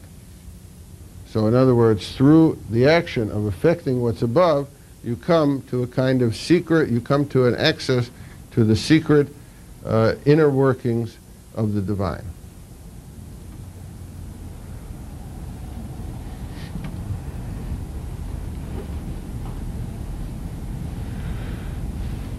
Okay, are there any questions about any of that? You can't make the centigrams of that up to 45. You can't? No, I got 64. Well, Yud, Yud is 20. Hey, 6. And Vav. well, let's take the other hay, right? Vav is 6. Wait. The other hay is another 6. Yeah. And So how many do we have? Vav, Vav. How many do we have? We have 32. What do we need? 13. You need 13? You need 13, right? Oh, 13, right. Vav, Aleph, Vav. It's Vav. Oh, I spelled Vav, Vav. It's 13. It's 45. Okay. In other words, here you have the idea that this division that you have so strong in the Bible and in the Talmud as part of a polemic against Christianity between the human and the divine is not absolute. What In about other the words, Yud? Oh, there isn't another Yud. I'm sorry. I'm thinking of Yud as Adonai. in other words, in the Bible, as a polemic against the ancient Near Eastern religions, you have this very sharp division made between the human and the divine. In the rabbinic period, probably as a polemic against the Christian idea of the incarnation, you have this very sharp division made between God and human beings. And in the medieval Jewish philosophy, you have that very sharp too. Here in the mystics, it begins to break down. In other words, you have the idea that there is an intertwining of the divine and the human, and later on the idea that the essence of the human soul is a divine spark, and therefore that the essence of the human being is really divine. Now, some would say this is a Christian influence, because throughout most of Jewish history, the Jews are polemicizing against the idea of the incarnation that blurs that division between the divine and the human. I would say the opposite. I would say it's not an influence of Christianity, but a polemic against Christianity. In what way? In the way that Christianity claims that in one person, namely in the person of Jesus Christ, that division was erased, right? That he is God and man. What's this saying? You're right. The division, the line has been erased, Kabbalists are saying. But not in one person, in every person. In other words, here's the idea that the essence of the human being is divine, not in one person, but in every person. And this, again, leads to the idea of moral responsibility, because then the challenge to the individual is to